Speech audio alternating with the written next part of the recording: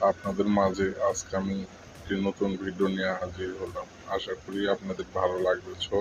আপনারা পুরো ভিডিওটা দেখতে থাকুন। আমার নাম আলু। আর আমি অনেক পুষ্টিকর। উম, আমার কাছে পেঁয়াজ, আমাকে পেঁয়াজের তরকারিতে না দিলে স্বাদই লাগে না। তোকে ছাড়াটা তরকারি খাওয়া যায়। দেখছিস আমার কেজি 400 টাকা কেজি হয়েছিল, তারপর মাসে খাইতো। আর তোর কেজি তো 60 টাকা কেজি পুরো হয় না। হুম, তুই যে আমার এত পাঠ করিস, তুই তো জানিস না তোর থেকে আমি কত শতে গুণে ভালো। দেখাই যাবো, বাজারে যা দেখ কিরকম তোর দাম আর আমার দাম কিরকম।